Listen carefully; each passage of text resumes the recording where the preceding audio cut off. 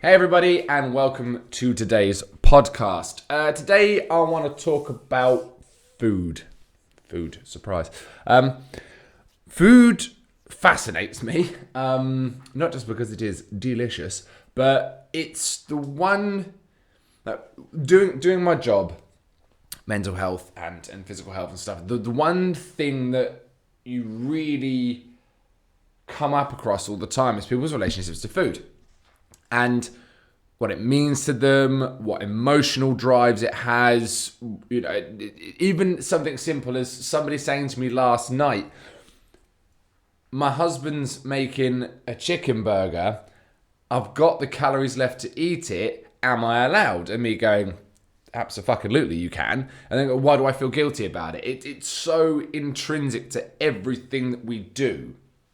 It can control our moods. I am the hangriest person on the planet, by the way. So, I will completely attest to that, to the point where we've actually been out before, not long to have dinner, and I've had to go buy some food. And my other half is like, why? We're about to eat. I'm like, first of all, when have you ever known me not to eat? And second of all, I'm going to turn into an arsehole in a minute because I'm starving and I don't like it. Which is actually, interestingly, why I'm going to coin the phrase, I suppose. I am a long shredder. Some people can cut weight in 6 weeks. I'm better at it now, but it is generally down to my activity levels. I'm not doing, obviously nobody's doing as much as they are now, so our calorie requirements are very low in comparison to what we normally be doing.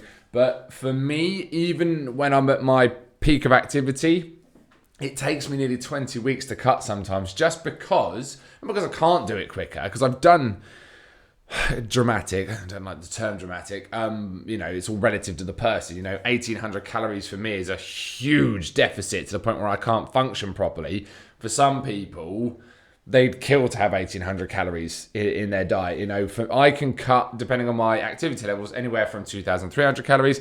Sometimes 2,900 calories is a cut. I have actively lost 10 kilos whilst going no lower than 2,700 calories, 2,900 calories. It is completely down at the time to your activity levels and the size of you. Anyway, and I can't stand being hungry. I cannot stand it. It irritates me to be hungry. I'm very much charged by it. Now, as it goes, when you do start to cut weight and your metabolism adjusts or your body gets used to your frequency of food, I don't get hungry so often anymore. I can go long periods of time without eating, especially if I'm doing some endurance events. Like when we did, when was it, a couple of years ago now, must have been, we did the £1 Million Challenge, me and my dearly departed friend Simon. And for 11 hours straight, I lifted weights and I barely ate a thing. I had a sip of some protein shake and intro sugar water. There wasn't anything else in it. When me and Gary then later on that year, who owns the gym that I work at, me and him tried to do the South Downs Trail, which was, if ever there was male hubris, that was it. And yeah, I didn't eat for 14 hours, really. Barely a few bits. Just walk and didn't really drink either. I can set myself on that goal. But on a general cut, when I know that I can't eat because I'm trying to control it. And I think this is the thing as well, massively with a lot of people, is if you have very little restrictions on your food, you'll probably find you don't want it so much. The moment you say to somebody, you can only eat this much, or you can't, more importantly, eat any more than this, because there's two different ways of explaining that. Saying, I want you to aim to only eat this much is very different to saying to somebody, you cannot eat any more than this. Very different psychological reactions. I just hate it. But usually, when I've done a cut before, I've been working from 5:30 in the morning till 9 o'clock at night. So I'm still burning a crap load of calories throughout the day. So I needed that energy. Now I can quite happily cut weight on 2,300 calories. Sometimes I probably don't even hit that. Like I can get to the end of my day, I've hit my protein target, and I've almost got 600 calories left. I'll use them because I want to have something for myself as a treat in the evening because I've done everything else. But it's one of those things. So food fascinates me because every single person I have trained has had a very different relationship with food. Mainly I'm not going to touch on eating disorders today, but from a disordered eating, which is very different from eating disorder. Eating disorders are anorexia nervosa, bulimia nervosa, anorexia through exercise is a slightly different variation of, which is what we have to look out for as trainers, or at least we should be looking out for as trainers. And obesity is a mental health disorder, but it's not an eating disorder. There's they're trying to classify. It's clearly a mental health disorder because to eat yourself into oblivion is not great. Just as to starve yourself into oblivion is not great. But there's a different classification of it, and they're not quite sure where it sits yet. But it's definitely, it's not a choice. People aren't obese by a choice. They become obese because they've, over time, people gain weight because they stop paying attention. I will gain weight if I stop paying attention to what I'm eating and my activity levels. It's as simple as that. Because and I had this moment when it was last lockdown. Wow, what an awful thing to say. So the lockdown last year, me and my other half were on my paddleboard, and I was in my wetsuit. My other half took a picture, and there was this belly here, an extra stone of weight around my midriff, and I was like, holy shit, what the fuck is that doing there? And it was simple. I just stopped paying attention. That's all I'd done. I basically, I think we all did really, just given up on tracking anything. I was just eating if I felt hungry. I was eating stuff that made me feel good. Little thing we're going to perk up on in a minute. And I'd gained a stone. And I lost that stone in about a month because I just paid attention again. So there's a big difference between gaining weight, regaining attention to your exercise and your calorie intake, and there's being obese, which is you can't seem to stop that process from happening. So there is a mental block in there somewhere. So I think it's very important to distinguish that before we go forward. Anyway, so yeah, I'm a long cutter. I don't do being hungry. I'm in no rush. I give myself plenty of time. It's quite funny actually. People have turned around and said, "Oh, these memes are popping up. Oh, when we thought summer was cancelled, and now Boris says it's June 21st. Well, I'm not going to get my summer body." You've got 4 months. You've got 4 months until June. Like, you have plenty of time. Like, now is really when you want to start working on this if you intend to have the summer bod for later on. The trouble is, it depends on how much time you want to do it. If you want to drastically cut in 6 weeks, it's going to be shit and you're going to fucking be uncomfortable, but it's doable. Whereas I don't want to go through that phase, so I tend to drag it out as long as I possibly can do, so that, I can just, it doesn't matter if I have a wobble or a fluctuation. And actually what that allows me to do is still do things with my kids and my family. Like, if I know that my deficit is quite small, but I can wobble it a little bit over a longer period of time, which is generally what I tend to do with my clients as well. It then means if we want to go for an ice cream, I can have an ice cream. If we decide we're going to have a takeaway once a week, which we normally do, that's like our ritual. Saturday night's takeaway and film night. I can have a takeaway. I don't need to worry about it because it's just part of the ritual. I'm not keeping my window so small that any kind of fall off is going to completely trash and ruin me. So it's it's a bit of give and take. It means my lifestyle doesn't have to change too much, and also I can just manage it better, so I don't become that guy that's constantly hungry and stuff. So another thing that, now to move into the other parts of it, is the biggest thing I found with a lot of people is food has memories. And this is something you can look up, and that's why the importance of food and stuff. We all have a food that triggers a memory. We all do. There's a smell. There is that, and because food and smell are so intrinsically linked, they are pretty much one and the same. If you smell something, you taste it. If you can taste something, you can smell it usually. It's a very rare thing that these two aren't working in unison. It's almost the same as touch and sight. If you touch something, you can probably imagine what it's gonna look like. They are intrinsically linked. They all work together. So there's a taste, there's a smell, there's a nostalgia that's attached to certain foods, and that's very important to remember, because if there's a memory and a nostalgia and a certain smell or a certain taste that triggers a response, it can also become a placebo, I suppose is the word, 'cause it's not medical. It can become a therapy. It can become any go-to, really. And I've genuinely had clients, we've hit revelations before, where I've had a client before that was genuinely terrified of going near anything sugary, just abscond from it in any way, shape or form, because once she had it, she would just binge on it for the rest of the day. I mean, and it was so interesting to listen to because she knew she was consciously doing it, so that's why she stopped herself. But once she'd started, it just seemed to take control and go. Now, everyone would say, oh, it's just a lack of discipline, but it wasn't. It was because, and this comes from some questioning as well. We didn't just find this out. I had to get to the root of it. When her mother didn't have much money and didn't necessarily, hardworking. She was Jamaican, came over, and, it was, times were hard for everybody back then, but especially for that community as well. And they didn't have much money, so to have something sweet was a big deal.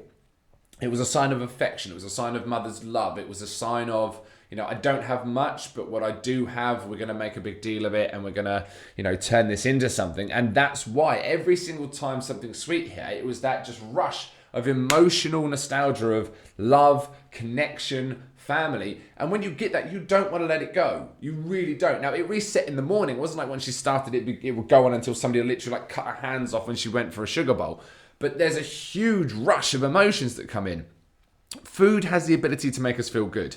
This is why we use food as therapy, because food makes us feel good, especially carbs and sugary substances, because the sugar has a dopamine hit. Now, this bullshit fucking sugar is more addictive than cocaine and blah, blah, blah. Yeah, true, but people aren't blowing 100 quid a weekend on sugar, are they? You might do, but you know what I mean? Having been a doorman, I can assure you now, I wasn't finding people licking sugar cubes in the toilet. It was a little bit more serious than that. It gives us a dopamine response. It's a very acute one, but it dissipates pretty quickly, which is why it's that cliche that when somebody's upset, usually females, I don't know why media does it like this, but they do, it's that whole sat there eating an ice cream and crying because the sugar's there making you feel good. It's a nostalgia. Again, it incorporates all of this stuff. It's a clever marketing scheme, really, from old Haagen-Dazs, but there you go. But we use food and drink, and drink is a big one as well, as therapy.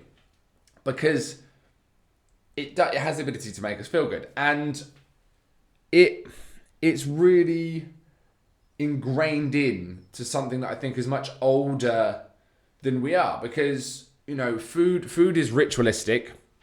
Food is an act of love.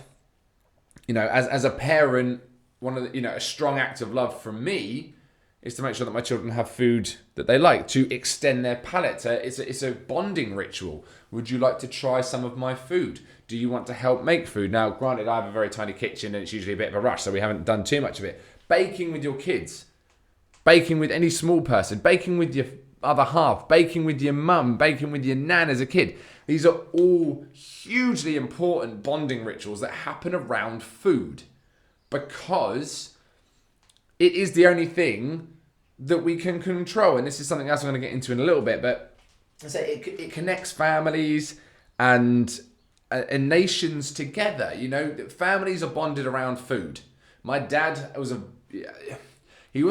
my dad's not a strict man by any way, shape or form. He just had certain things he wouldn't deal with. But one of the rules we had was at the dinner table, me and my dad and my brother would sit together at the dinner table and we'd talk about our day. Anything after that, didn't care. But we were sat down, eating dinner, and, sticking for table rules and stuff. Don't chew your mouth open, stop gawping at the telly and all that stuff, which is, again, rituals that are built around food. There's a very strict etiquette around food in every culture that you have to abide by, otherwise you get some funny looks. Which, again, is fascinating because it doesn't make sense that we'd have that, but we do. And we talked, and we bonded over food. You do. Parties, barbecues are probably the closest thing we have to ritualistic food now. When we have big dinner parties, if you are lucky enough to do so. Why do you think Come Dine With Me is so fascinating? Because we're like, oh my God, people are going to judge people on their ability to present food and hold conversation. But it's so intrinsically linked to everything that we do. And for migrants that come over into our country, some of the easiest ways for them to integrate with us is to bring their food. I mean, English food is English food, and it's funny because our poor people's food, which is actually, if you're going to look at national dishes, you always look at the poor people food because that's the most available food source we had. Now, for the English, it's things like pie, like steak and kidney pie, or, and things like that, because it was just bits of stuff that was left over. Stews and pies and things like that are our traditional food because it's stuff that we could easily get hold of. Vegetables, maybe a bit of rabbit if you found one, pheasant, game. It wasn't really until agriculture really picked up that we started having more important stuff. You chuck whatever you could in a pot and then boil it, basically. And yet it's funny because all the food that we incorporate from other cultures, which we love eating other people's food. Chinese food, Indian food, Mexican food, Turkish food, Greek food, you name it. We take that because it's so different. But the funny thing is we're just eating other people's poor person's food. But because it's so different to ours, we absolutely adore it. And it's a great way for them to integrate into our society. So look, we can bring this. It's very easy. I mean, they're just cooking the food that their parents used to cook. And we are like, yeah, we'll have some of that. It's a matter of convenience. It's a matter of love and a labor of love. Like if I'm going to cook a meal, I'm going to take my time with it. I prep it properly. I want to use the right tools. I want to craft this dish that's going to bring some good emotion to me, make me feel good. I want to see the look on my family's face when they eat it. And, you want to get that feedback saying, was it okay? Yes, it was amazing. Thank you so much for doing that for me. Other times you're like, I don't want to do this. This is actually something I need to just rapidly do. And you buy it from somewhere else. It's also, it can be used to teach. It can also be used to enslave. This is the thing. Like food, again, is so linked to everything. Everything. Like you can teach weights and measures with food. You can teach language with food. You can teach bonding and togetherness with food. You can also enslave an entire population with it. You can completely change someone's cuisine. I mean, the chicken tikka masala and coronation chicken are not Indian dishes. The vindaloo is not an Indian dish. We created it and they just decided to use it. You know what I mean? It's like a lot of stuff that the Brits eat and we claim it to be foreign food. It's not foreign food. We've just assimilated it. But it was a very easy way and it was used in Central Africa. It was used in India as well. We come in, we change the food, which means it's more Europeanized, which means it's an easy way to assimilate their culture into us, which is, again, why food is so important. I mean, Jesus Christ, the Romans understood that if you didn't give the common people their grain dole every day, and this is the thing, the dole and welfare has been around quite literally for 2,000 years. It's not a modern thing. And it's not even a socialist thing, actually. It's quite an imperialistic thing. Like, if you want to control the mob, us, you make sure we can eat. Again, and this is why lockdown became very, very interesting, because there's a few things you don't mess with people on a level. And every parliament and government knows this, because parliament and government has been around since, Jesus Christ, ancient Mesopotamia. Like we have this system and it's always ruled across the mob. The mob has to be kept happy. Then basically, if you can keep them happy, you can get away with whatever you want. And that's why the lockdown was interesting, because we weren't happy. We weren't, because the things you don't mess with the common people, right? Their food, their drink, and their ability to fornicate. Now that sounds vulgar, but it's true. If you can eat, drink, and fuck, you are pretty happy, because that's pretty much what we want to do. And it gives us, simple pleasures, But lockdown was like, you can't really go out and eat where you want. You can still order it, but it's not as easy. You can't go down the pub and have a drink and socialise, and, you can only go out for once a day, so you've got to really make sure you get everything. And you can't go and sleep with anybody unless you're living with them. Well, big problem started there, right? And this is why people were sneaking off for a bit of hoo-ha, like that guy that rented a jet ski to go to the Isle of Man to see his girlfriend. Buddy, mate, that's a trip. That's crazy. And yeah, I mean, like so the reason I feel that food is so important, probably even the most important thing in human society, and I generally mean that it is more important than money, it's more important than status, it's more important than anything, is because food is the only thing on this world that we can control. And that sounds silly, but it is. You can't control the quality of the air you breathe, because you can't filter all of it out, and you could do, but it's a bit of a pig. You can't control the water you drink nowadays anyway. And even then you couldn't stop everything getting in and out of your water. But you can decide what goes in and out of your mouth and how long it stays there for, which is why eating disorders are fascinating, because it's using the control of food either through severe restriction or through binge and regurgitation or voiding of some kind. It's a control measure. I often, having had experience with people with eating disorders, it is, and this isn't a generalization because I don't want to belittle anybody that works predominantly with eating disorders and stuff, but a lot of it comes down to a lack of control. Something happens where control is limited, so we instantly turn to food because we can control it. We can control it down to the bare essences of it. If we don't want to eat it, we don't have to. If we want to eat it, we can eat as much or as little of it as we want, and we can also decide how long it stays in our system for. That's a lot of control. Water's very hard to get out of your system once it's gone into your system. You can't very well vomit it up very well, and it's very hard. Diuretics are they take a little while to get through. So, it's not like you can, not to give anybody any ideas, obviously, it's not like you can, stick your fingers in your throat and yak it up, or take some very strong laxatives and void it out pretty quickly. Liquids are kind of funny. Air, once it's in, it goes into gaseous exchange, pumps around your system, comes out. You can hold your breath, but again, it's not really a control mechanism. But food is the only thing that you can control, which is why it's so important when somebody else controls it. As I said about the grain dough and things before, there was a huge revolt in ancient Rome because the grain crop failed in Egypt, which was their main supplier of grain, and their stores had gone low, and the place erupted because there was no food. Food controls everything. It really does, which is why, not to be a conspiracy theorist, because it's absolutely common news, everybody was worried about Bill Gates putting microchips in a vaccine. It's like he owns 248,000 acres of land now for agricultural research, and he's basically crippled the Indian farming community by his green standards. Food control is what you want to worry about, people. It's definitely not bloody microchips in tracking devices, because guess what? Everybody fucking knows where we are anyway. Anyway, that's for another day. We'll talk about that later. But food is the only thing we can control, which is why we actually really take so much. We take it more seriously than we think we do. And it's not until it runs away with us because it's gained control and we're not in control anymore. And this is a key thing. When food starts to control you and you're no longer in control of food, that's where the problem arises. And again, it usually comes from paying attention. If we're using food as therapy, what we actually need to do is, why are you using food as therapy? Is there an emotional attachment? For instance, another good one is when you're stressed, you go for the cake drawer. Now, why would you do that? It doesn't make sense necessarily. Why would you like that? And everybody has a very specific thing that they go to.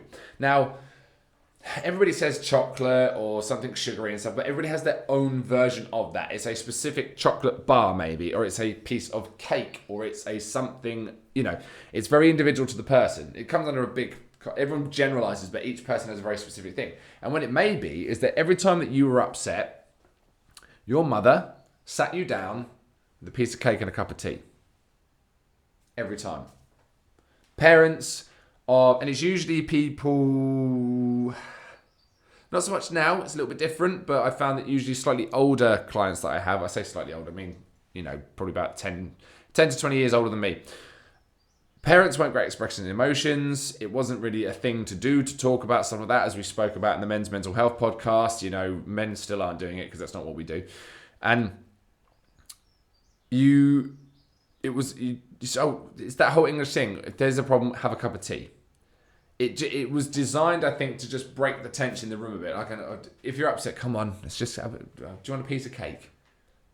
Have a piece of cake. Sit down and talk to me about it.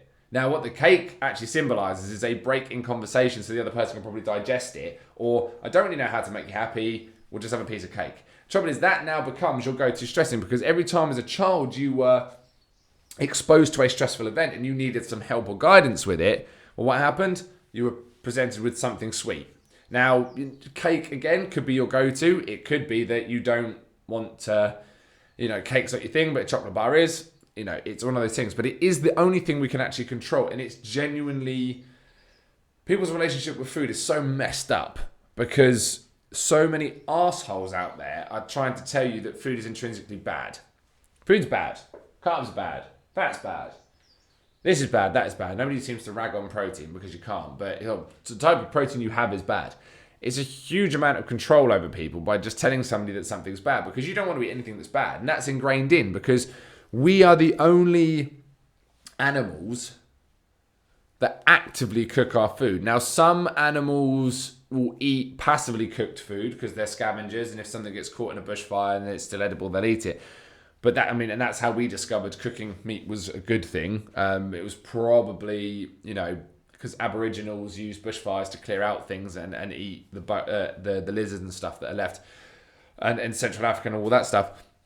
But basically, we decided that cooking food was better for us for whatever reason. It actually makes it last slightly longer. It kills anything that could give you a bad belly, etc., etc.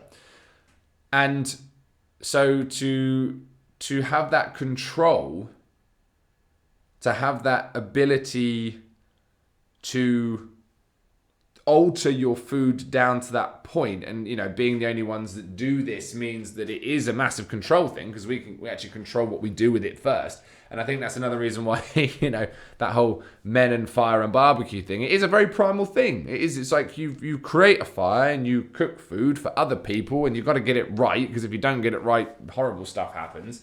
And yeah, it's so put into control, and everybody's tried to get their thing on it. And this is why the fitness industry and the mental health industry, they coincide, because we use food for therapy and stuff. But the fitness industry itself is a bit fucked, because everybody's like, wow, if we can control what people think is good or bad, we can then sell that good or bad to them. It's also the matter of convenience as well. There's a really good... it's on Netflix, I think, still. It's called In Defense of Food by Michael Pollan. And he's done 2 series, actually. One's called Cooked, which explains how fire, air, water, and the earth have affected our food. It's really interesting, actually. And the other one is In Defense of Food. And actually, we, on average, cook far less now in this generation than we did a generation, 2 generations ago. Almost down by like 50%, because of the convenience of everything. And everybody's trying to look for newer, more convenient ways to give food to you.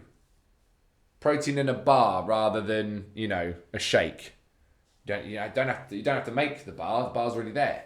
A shake. Oh, look at all that effort of a shake. Oh, just have this bar. Heaven forbid you cooked a meal.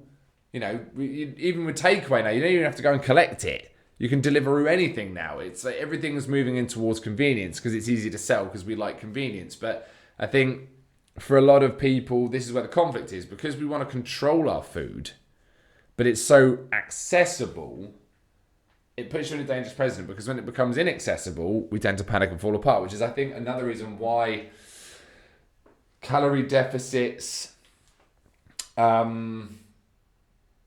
scare people, because it is a retraction of that abundance of the only thing you can control. And you're trying to control something that's being taken away, the control's been taken away from you. And, a lot of people, when you speak the word calorie deficit, they start getting itchy, and they're like, oh, I can't have the foods I want anymore, because it's all been associated with this bad, all food is bad, blah, blah, blah. It's like, it's not. No food is unless it's poison or you're powerfully allergic to it, no food is intrinsically bad. There's just overconsumption of foods, and some foods are going to use up more of a calorie allowance than others. If you want a donut, have a goddamn donut, but just understand that if you're on, 1,300 calories a day, and that donut's a good 400 calories, well, you haven't got much to play with afterwards. But that's not to say you don't have it. You've just got to realise that that's the options. It's no different than playing around with money or anything else. It's just, if this is all you've got, it's all you've got. Building materials the same. If you want to build your wall so high and it uses up all your bricks, that's fine. You're not building anything else for the rest of the day. So it's an interesting thing. And drink as well is another thing, because throughout the ages and stuff, throughout survival and stuff, and again, this is why I think these are very, very old processes, is that, it's fascinating that drink plays a huge part in our societies as well. Banquets and feasts and stuff always had some form of liquid passed around. The Greeks and the Romans had wine, the Vikings and the Scandinavians and the Germanic peoples had mead, the Sumerians and Egyptians and stuff had beer, if it was more of a Middle Eastern invention. We had sort of a cross between wine and beer and stuff. It's just the fermentation process just happens slightly differently in different places depending on what you've got. But that's hugely important as well. You know, to offer somebody, and this is the next bit I'm going to come into, sort of on my perspective of things, is, you know, to offer somebody a beer is like quite an important thing. Have some of this fermented liquid, because one, fermented liquids are generally safer to a degree, and you know, back in the day, to be at a feast and have somebody offer you a drink was an offering of their goods, and you know, there was specific depending on what they were offering you, depending on the occasion. And the thing that fascinates me most is why, when somebody pours a drink upon us or throws it in our face, is it's so offensive, it's shocking. It is genuinely like, whoa, you just threw a drink at somebody. Like, what are you playing at? It is the ultimate insult to flick your drink in somebody's face. Food doesn't seem to have the same effect.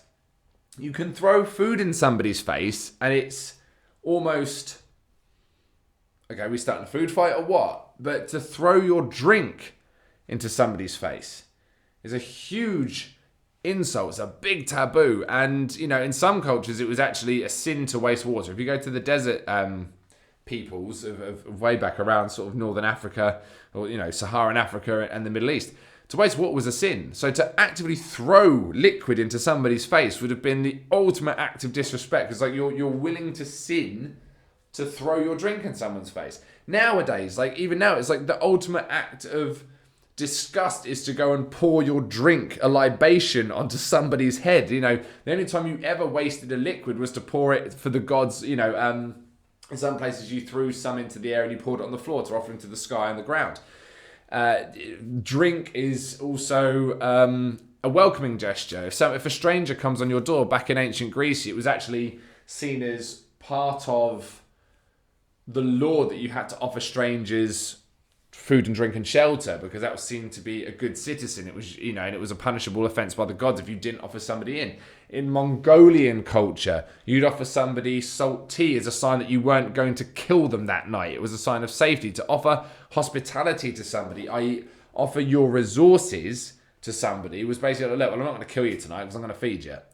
And all of these things they're inside of us. These are things that we can't explain. Like, I can't tell you why having somebody throw a drink in somebody's face is actually so offensive. It doesn't make any sense that it would do, unless you understand that throughout the entire course of the human race, food and drink are the most precious things we can have. A shelter you can pretty much find anywhere. You can build one out of most things. Food and water are only available if you know what you're looking for, or it's running around in front of you, or trickling out of a stream, or it's a pond that's actually drinkable.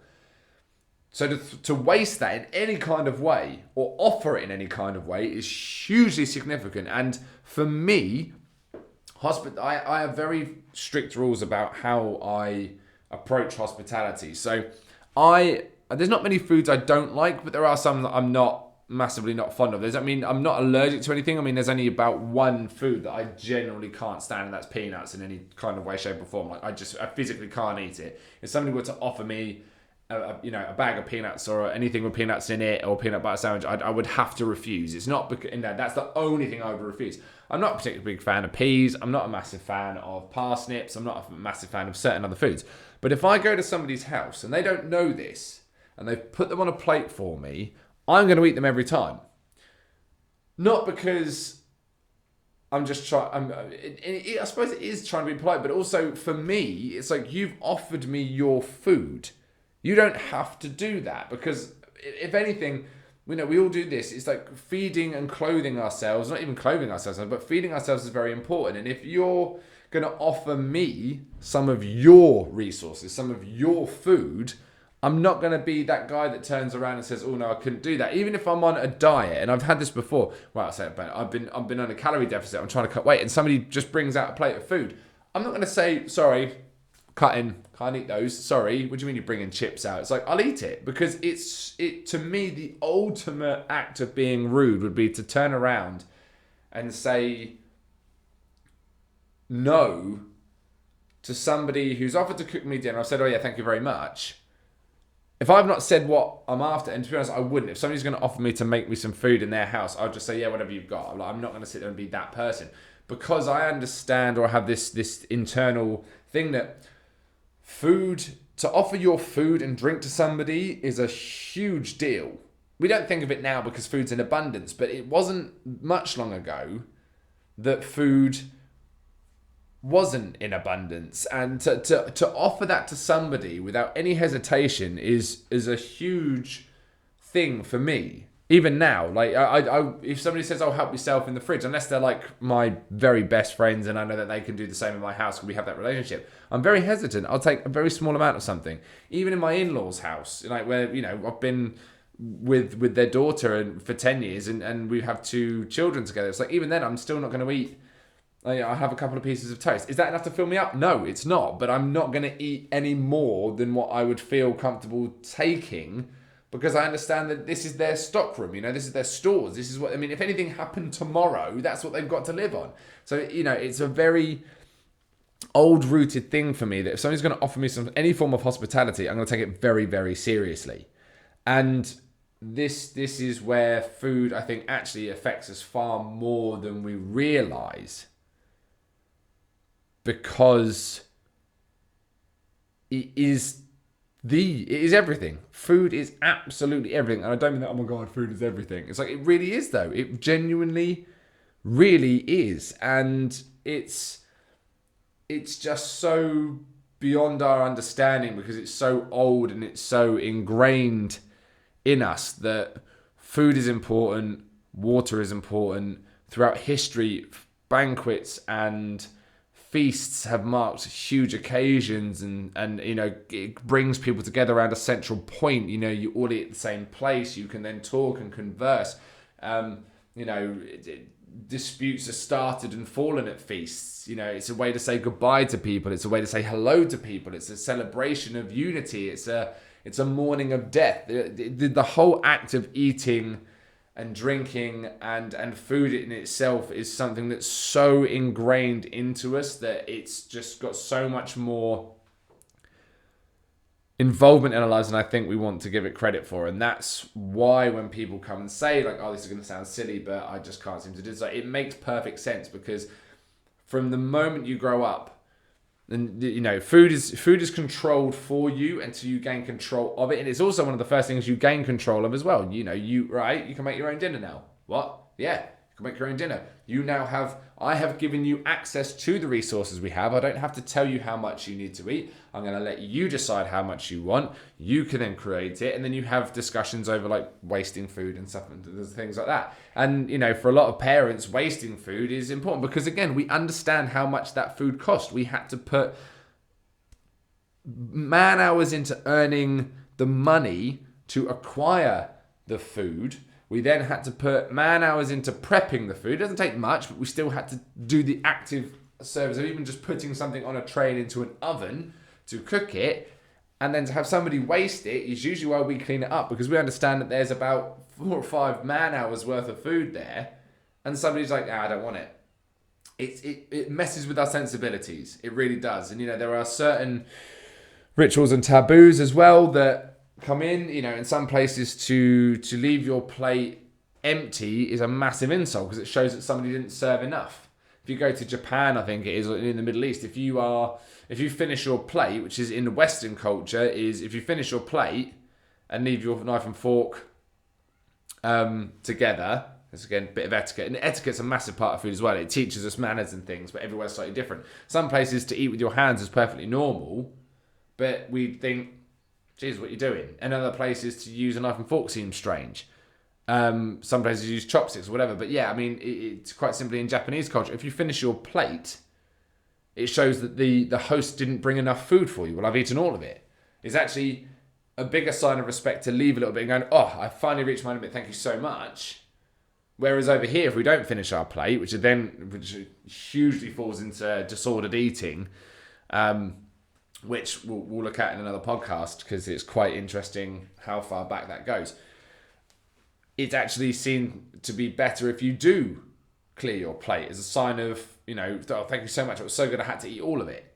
So it controls everything. It really does control everything that we do as a society, as an individual, as parents, as children, as grandparents, as hosts, as guests. The whole thing revolves around food and drink. So next time you get a bit overwhelmed by it, or there's, certain emotions attached to food and things, don't be shocked, because this is actually happening since somebody put something in their mouth and thought, I didn't die from eating that. That's important. That was the knowledge to pass on. So food and drink are the biggest pillars of any society, and to have an emotional connection with food is not weird. It's not, a bad thing. It's just sometimes it can get out of hand. Just at the end of this one, thank you for the feedback I've had on the other podcast. Again, if there's anything you want me to cover, then please do. Also, you'll notice in the outro now, there is no music. That is simply because when I put the music on the end of the podcast, I could only produce it to Spotify. I'd actually want it across as many platforms as possible. So that's why the few things changed. But thanks for listening, guys, and I will speak to you all later.